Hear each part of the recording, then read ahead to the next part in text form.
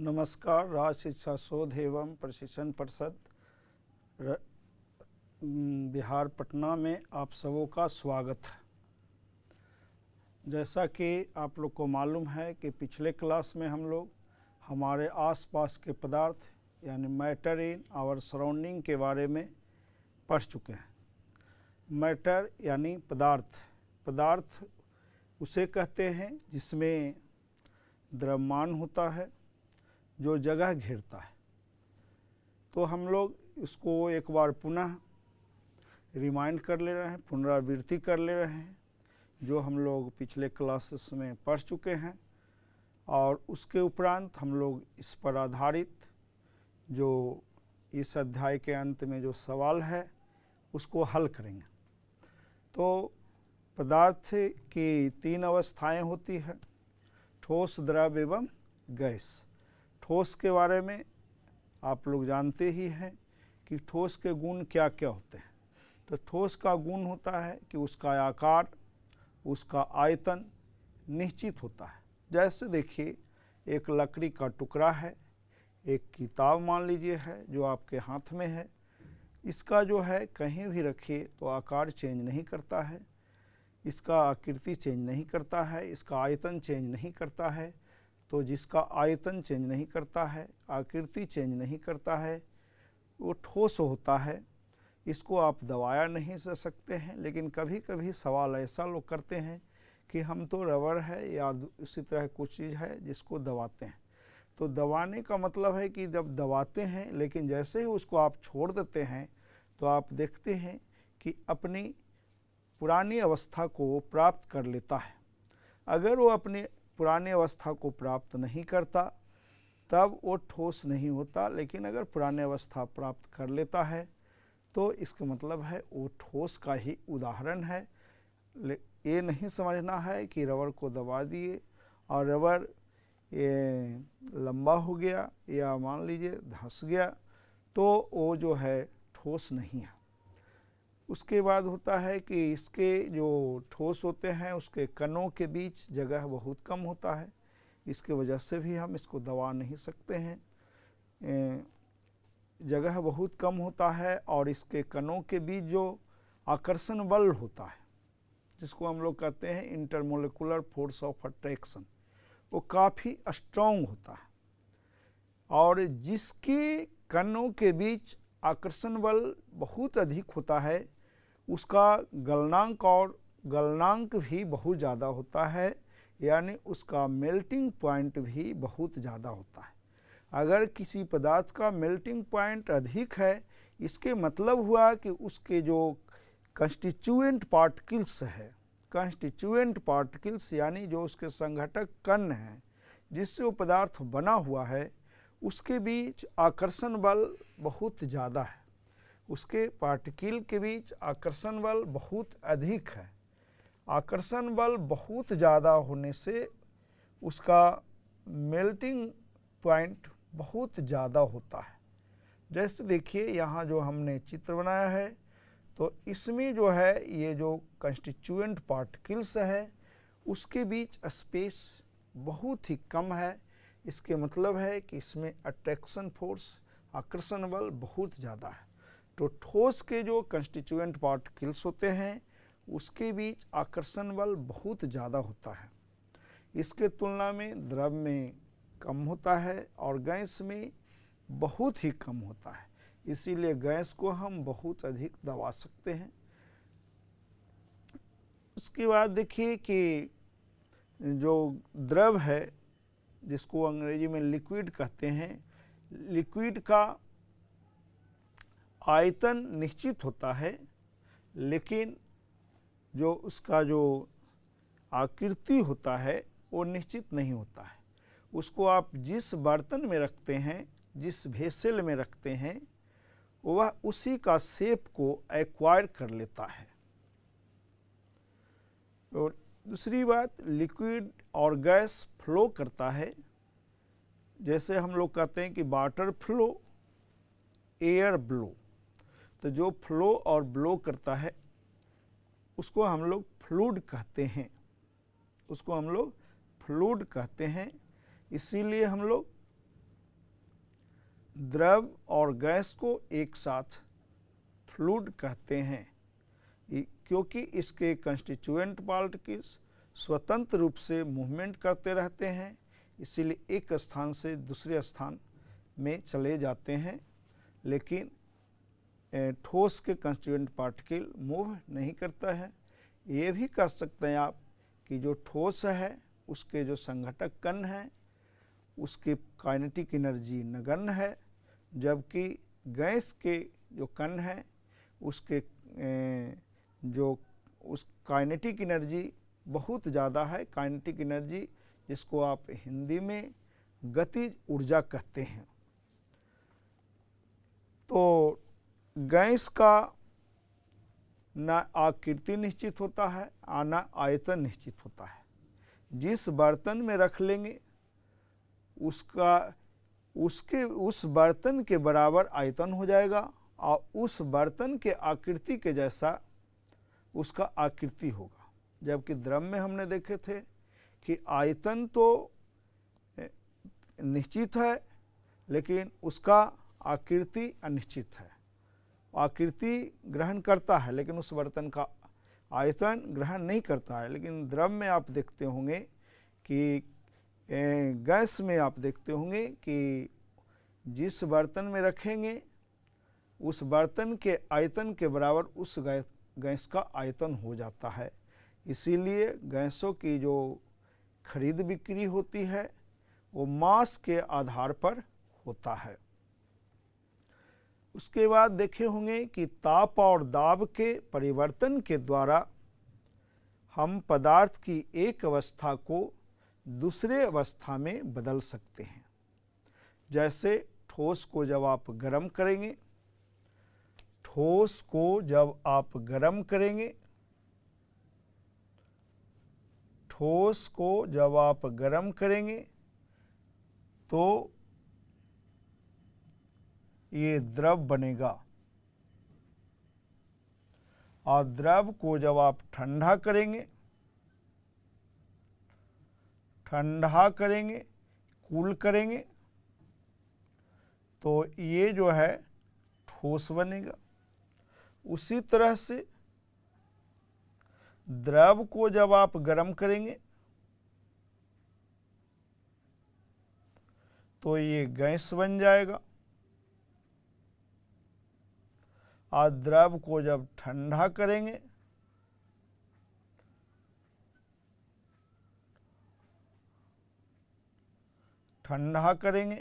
तो आपको द्रव बनेगा। फिर गैस को जब आप ठंडा करेंगे तो ठोस बनेगा और ठोस को जब गर्म करेंगे तो गैस बनेगा। लेकिन जो गैस से ठोस बनने की प्रक्रिया है और ठोस से गैस बनने की प्रक्रिया है, इसका उदाहरण कम है लेकिन कुछ है जो आपके आसपास में है। जैसे कैम्फर मतलब कपूर, आयोडीन, नैप्थैलीन, अमोनियम क्लोराइड, ये सब उदाहरण है।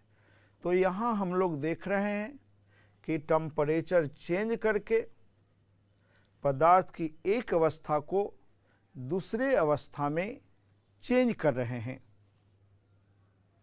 उसी तरह से प्रेशर को घटा और बढ़ा करके भी पदार्थ की एक अवस्था को दूसरे अवस्था में बदल सकते हैं। जैसे गैस को जब आप प्रेस कीजिएगा तो वो क्या बन जाएगा? द्रव बन जाएगा। द्रव को प्रेस कीजिएगा, ठोस बन जाएगा। यानी कहने का मतलब है पदार्थ की एक अवस्था को दूसरे अवस्था में बदलने के लिए हम प्रेशर और टेम्परेचर को चेंज करते हैं।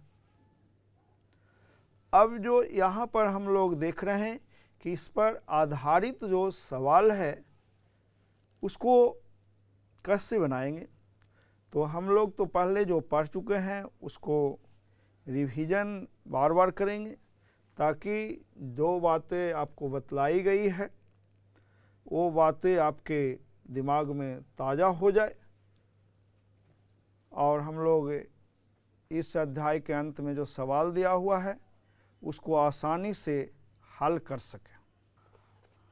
देखिए बच्चों, इस अध्याय के अंत में जो अभ्यास है उस अभ्यास के पहला प्रश्न को हम लोग हल करेंगे, जो काफ़ी ही रोचक है और इसको हम काफ़ी एक रोचक विधि से आपको बताने जा रहे हैं। पहला सवाल है आपका, निम्नलिखित तापमानों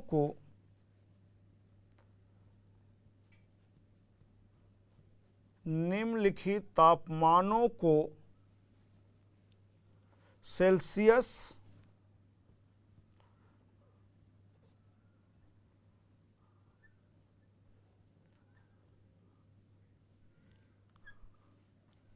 इकाई में परिवर्तित करें। सेल्सियस इकाई में परिवर्तित करें।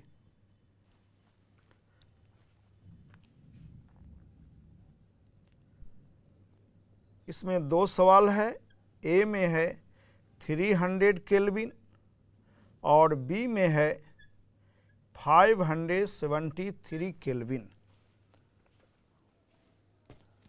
तो टेम्परेचर के एक स्केल से दूसरे स्केल में परिवर्तित करने के लिए आपको एक सूत्र हम बतलाने जा रहे हैं, जिसको आप याद कर लीजिएगा, जिससे आपको इस तरह के जितने भी सवाल आएंगे और अपने दोस्तों के बीच जब आप लोग इसको चर्चा कीजिएगा कि टेम्परेचर किसी स्केल में टेम्परेचर दिया हुआ है और उसको अगर हम दूसरे स्केल में परिवर्तन करना चाहते हैं तो कैसे करेंगे। तो इसके लिए मैं एक सूत्र आपको बतलाने जा रहा हूँ। इस सूत्र को आप लोग ध्यानपूर्वक देखेंगे। C-0/100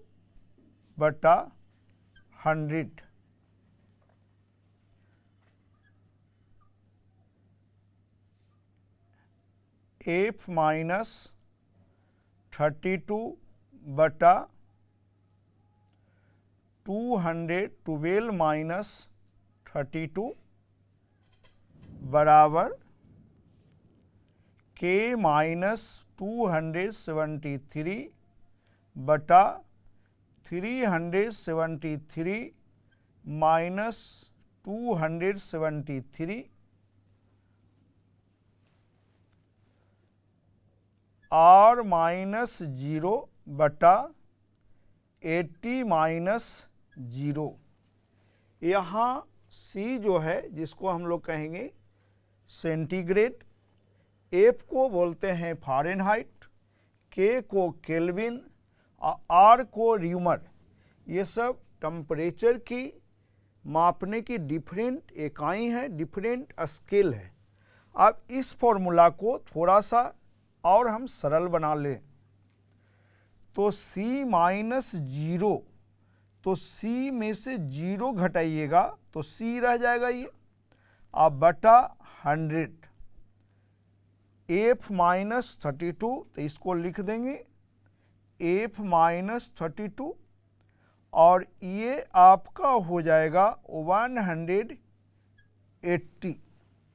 212 में से आप माइनस कीजिएगा 32 तो आपको कितना आएगा 180 और K -273 और नीचे है 373 में से माइनस कीजिएगा 273 तो आपका आएगा कितना 100 और R-0 यानी R और 80 - 0 यानी 80। देखिए इसको और हम लोग सिंपल करेंगे तो 100 को 20 से डिवाइड करें तो 5 आएगा, तो ये हो जाएगा C/5 बराबर F-32, और इसको 20 से डिवाइड करेंगे तो आएगा 9, इसको 20 से डिवाइड करेंगे 100 को तो ये भी आएगा 5 आएगा, तो K-273/5, और इसको भी हम लोग 20 से डिवाइड करेंगे तो ये आपका आ जाएगा 4। ठीक है बच्चों, आप लोग इसको बढ़िया से समझ रहे होंगे। अब देखिए ये जो है 4 स्केल में रिलेशन बतलाया गया है। 4 जो टेम्परेचर मापने का डिफरेंट स्केल है, सेल्सियस, फ़ारेनहाइट, केल्विन और र्यूमर, इसके बीच रिलेशन बतलाया गया है। अब आपको देखना है कि टेम्परेचर किस में दिया हुआ है और उसको किस स्केल में कन्वर्ट करना है। तो आपका जो सवाल है, अध्याय पहला जो आपका अध्याय फर्स्ट अध्याय का जो अभ्यास का जो पहला सवाल है, उसमें आप देख रहे हैं कि 300 केल्विन टेम्परेचर को सेल्सियस स्केल में कन्वर्ट करना है। तो इसके लिए हम करेंगे क्या कि ये जो सेल्सियस और केल्विन का जो रिलेशन है उसको देखेंगे। तो ये रिलेशन हमारा आएगा C/5 बराबर K-273/5। देखिए बच्चों, तो हम लोग ने जो रिलेशन निकाला उसमें एक रिलेशन ये आया C/5 K-273/5। देखिए 5 से दोनों 5 कैंसिल हो जाएगा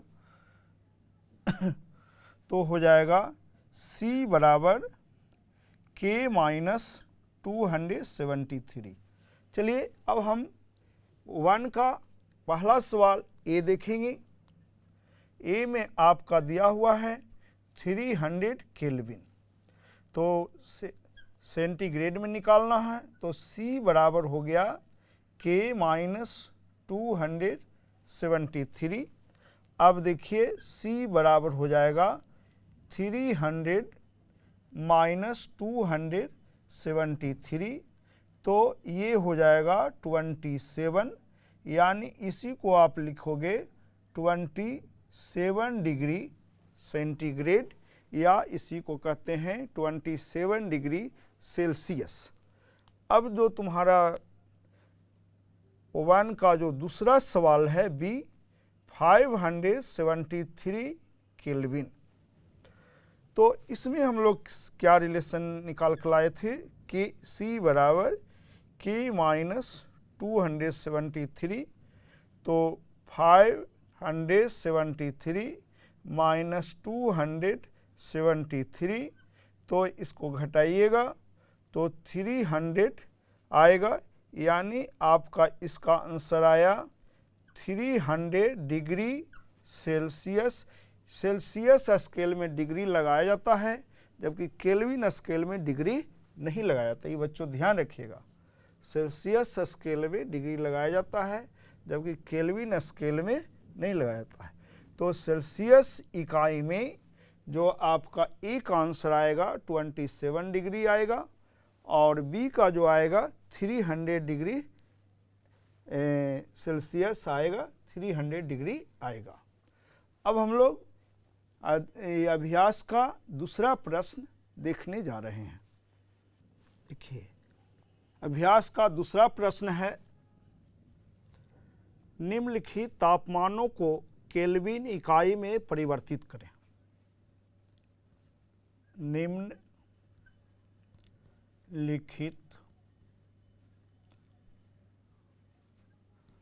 तापमानों को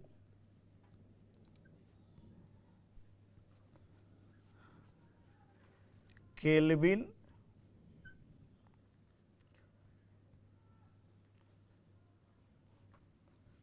इकाई में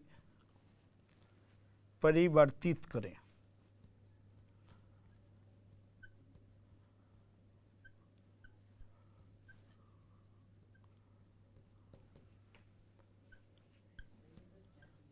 25 डिग्री सेंटीग्रेड, 373 डिग्री सेंटीग्रेड। देखिए बच्चों, पहला जो आपका सवाल था उसमें था कि तापमान केल्विन इकाई में दिया हुआ था और सेल्सियस इकाई में परिवर्तित करना था। और ये जो आपका दूसरा सवाल है, इसमें आप देख रहे हैं कि सेल्सियस इकाई में दिया हुआ है और केल्विन इकाई में परिवर्तित करना है। आप एक सूत्र है जो पिछले सवाल में बनाते समय हम आपको बताए थे कि C-0/100 बराबर F-32/212 बराबर K-273/373 बराबर R-4/80-0। उसका सिंपलेस्ट फॉर्म भी आपको हमने बतलाया था। आपको उससे जो फॉर्मूला निकाले थे वो निकाले थे हम लोग C/5 बराबर K-273/5। ये 5 से 5 कैंसिल, तो C बराबर K-273। अब देखिए आपका जो यहाँ सवाल है, ए में केल्विन स्केल में टेम्परेचर दिया हुआ है 25 डिग्री सेंटीग्रेड। तो जो C है उसके जगह पर आप 25 रख देंगे, K-273। तो K बराबर क्या हो जाएगा बच्चों, बताइए। बिल्कुल सही, K बराबर हो जाएगा 25 + 273। तो ये हो जाएगा 25 में 273 जब आप ऐड कीजिएगा तो 300 होगा, और इसको लिखिएगा आंसर में 300 केल्विन। और आपको मैंने कुछ देर पहले बोला था कि टेम्परेचर की बाकी जो इकाइयां हैं उसमें डिग्री लगाते हैं, लेकिन केल्विन में डिग्री नहीं लगाते हैं। इसीलिए देखिए कि 300 केल्विन लिखिएगा, 300 डिग्री केल्विन नहीं लिखिएगा, जबकि सेल्सियस में जो आपका दिया हुआ है 25 डिग्री सेल्सियस दिया हुआ है। चलिए, बहुत अच्छा। अब जो आपका इसका दूसरा सवाल है B 373 डिग्री सेल्सियस। उम्मीद है इसको आप लोग तुरंत बना लेंगे। देखिए, इसमें भी हम वही करेंगे, C बराबर K-273। C के जगह पर आप रखेंगे 373, K-273, इसीलिए K बराबर हो जाएगा 373 + 273। अब ऐड कर दीजिए, 3 और 3 कितना होगा 6, 7 + 7 कितना होगा 14, 14 का 4 कितना बच गया 1, 3 और 2 3 + 2 5 और 5 + 1 6। और इसको जो है लिखेंगे, आंसर जब लिखेंगे तो आप लिखेंगे 646 केल्विन, नॉट डिग्री केल्विन। क्या लिखेंगे, केल्विन, क्योंकि मैंने आपको बतलाया कि केल्विन स्केल जब टेम्परेचर को व्यक्त करते हैं तो डिग्री नहीं लगाते हैं, जबकि बाकी जितनी भी स्केल है, चाहे वो फ़ारेनहाइट हो, र्यूमर हो या सेल्सियस हो, उसमें डिग्री लगाते हैं। इस तरह हमने देखा कि एक सूत्र के माध्यम से आसानी से टेम्परेचर, एक स्केल में जो टेम्परेचर दिया हुआ है उसको हमने दूसरे स्केल में कन्वर्ट कर लिया। इसी तरह से अगर आपको र्यूमर में दिया हुआ रहे या फ़ारेनहाइट में, देखते होंगे कि जब आप लोग को बुखार लगता है तो जो डॉक्टर होते हैं वो आपके बॉडी टेम्परेचर मेजर करते हैं कि आपका बॉडी टेम्परेचर नॉर्मल से कितना ज़्यादा है। तो प्रायः देखते हैं आपको बोला जाता है कि वो 100 है, 101 है, या 102 है, या 99 है, जो भी है, तो फ़ारेनहाइट में बतलाया जाता है। अब आप इस सूत्र का उपयोग करके आप चाहें तो उसको डिग्री सेल्सियस में या केल्विन में आसानी से कन्वर्ट कर लेंगे और जान लेंगे कि आखिर फ़ारेनहाइट में हमारा बॉडी टेम्परेचर इतना है, हमारा शरीर का तापमान इतना है, तो डिग्री सेल्सियस और केल्विन में हमारा शरीर का तापमान यानी टेम्परेचर कितना है। अब हम लोग इस अध्याय का जो अभ्यास है उसमें जो तीसरा प्रश्न है उसको देखने जा रहे हैं। देखिए बच्चों, अब हम लोग इस अध्याय का जो अभ्यास है उसका तीसरा सवाल देखने जा रहे हैं और ये सवाल बहुत ही रोचक है। कभी कभी तो आप लोग को ऐसा लगेगा कि ये जादू तो नहीं है जो ऐसा होता है, लेकिन इसमें कोई जादू नहीं है। ये विज्ञान का ही एक हिस्सा है जिसको आप पिछले क्लासेस में पढ़े भी हैं। एक प्रोसेस है जिसमें हम लोग जब ठोस को गर्म करते हैं तो बिना द्रव की अवस्था में जाए हुए वो सीधे गैस की अवस्था में परिवर्तित हो जाता है और उस प्रोसेस को, उस प्रक्रम को सब्लिमेशन ऊर्ध्वपातन कहते हैं। समझ रहे होंगे।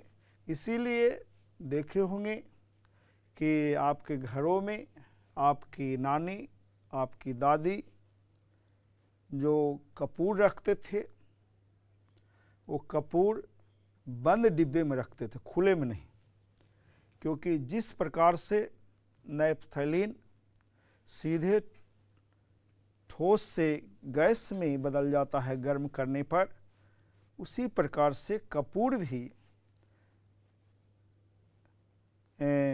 वातावरण से ऊष्मा ग्रहण करके सीधे ठोस से गैस में बदल जाता है। और कपूर खुले में रखने पर कुछ दिन पता चलता है कि सारा कपूर उड़ गया या चूहा इधर, लेकिन चूहा नहीं लग गया है, इधर उधर भी नहीं हुआ है। वो हुआ क्या है कि वातावरण से ऊष्मा ग्रहण कर जो ठोस था कपूर वो गैस में परिवर्तित हो गया है। जो प्रक्रम अभी आप पढ़े ऊर्ध्वपातन हुआ है उसका। देखिए, तो इसको हम लोग थोड़ा इस सवाल को हल करने के दरमियान देख लेंगे कि जब ठोस सीधे गैस में बदलता है तो उस विधि को क्या कहते हैं और कौन कौन ऐसे पदार्थ हैं जो सीधे ठोस से गैस में बदल जाते हैं बिना द्रव अवस्था को प्रवेश किए। तो ठोस को गर्म करने पर, ठोस को गर्म करने पर सीधे गैस की अवस्था में बदल जाना ऊर्ध्वपातन कहलाता है।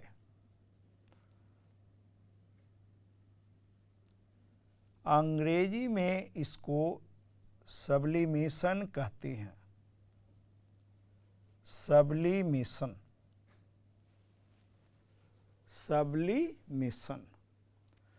अगर आप ठोस को गर्म कर रहे हैं या ठोस को खुले में रख दिए हैं और सीधे वो गैस में बदल गया, तो आप समझ जाइए कि जो प्रोसेस हुआ वो सब्लिमेशन हुआ।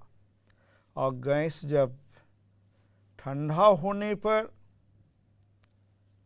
सीधे ठोस में बदल जाए तो इसको हम लोग डिसब्लिमेशन कहते हैं, यानी सब्लिमेशन का अपोजिट कहते हैं। इसके उदाहरण हैं, माने उदाहरण कहने का तात्पर्य बच्चे आप समझ रहे होंगे कि हम वैसे पदार्थ का नाम बता रहे हैं जिसको गर्म जब करेंगे तो बिना लिक्विड अवस्था को गए हुए सीधे गैस में बदल जाएगा, जिसमें आपका घर में रखा हुआ कपूर है, जिसको अंग्रेजी में कैम्फर कहते हैं, कैम्फर, अमोनियम क्लोराइड,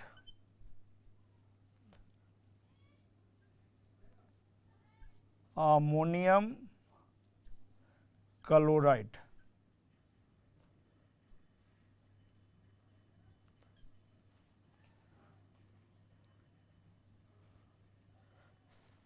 नैप्थैलीन,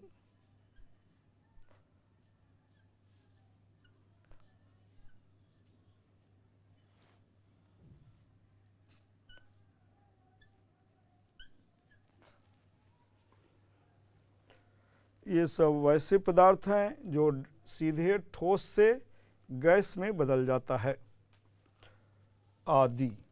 और भी कुछ हैं, चलिए अब हम इस सवाल पर आते हैं। नैप्थैलीन को रखा रहने देने पर, क्या कह रहे हैं, नैप्थैलीन को रखा रहने देने पर यह समय के साथ कुछ भी ठोस पदार्थ छोड़े बिना अदृश्य हो जाती है। तो आप समझ रहे होंगे कि ये क्या हुआ। जब नैप्थैलीन को हम लंबे समय तक रखें तो वह वातावरण से ऊष्मा लेकर सीधे गैस में बदल गया।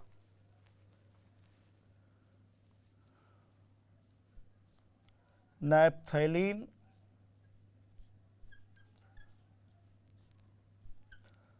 वातावरण से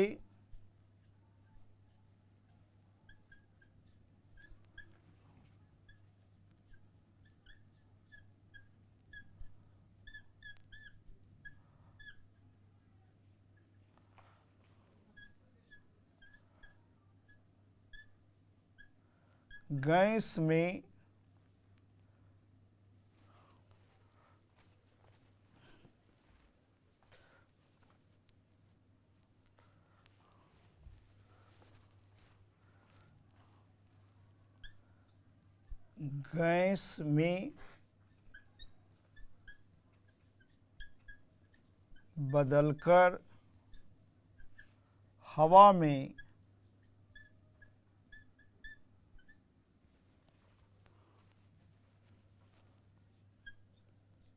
मिल गया।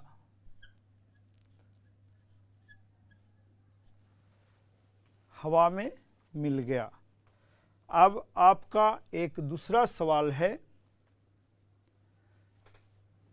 हमें इत्र की गंध बहुत दूर बैठे हुए भी पहुंच जाता है। देखिए बच्चों, ये जो सवाल है ये आपके आसपास, आपके घरों में, आपके विद्यालय के कक्षाओं में,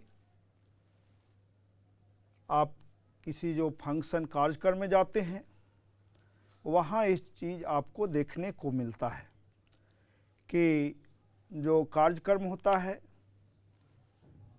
कार्यक्रम स्थल पर एक दूसरे हिस्से में इत्र छिड़का जाता है और हम कहीं कोने में खड़ा हैं तो वहाँ भी हमें इसकी गंध पहुँचती है।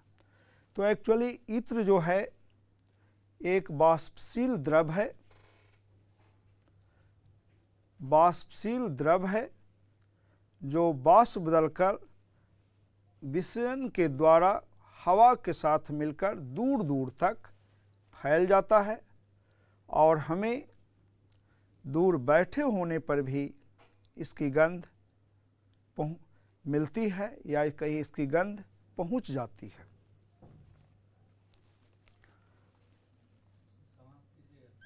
ठीक, इत्र एक वाष्पशील द्रव है जो हवा में मिलकर विसरण जिसको अंग्रेजी में डिफ्यूजन कहते हैं, द्वारा दूर तक फैल जाती है।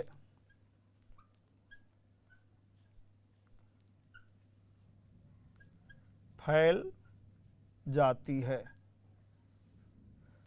तो बच्चों, आप लोग इन सारे सवाल जो हल किए, हम आप मिल कर के उसको समझे होंगे।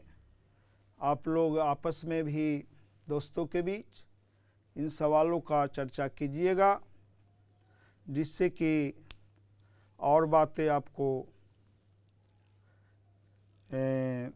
आएगी निकल कर के कि और क्या क्या हो सकता है।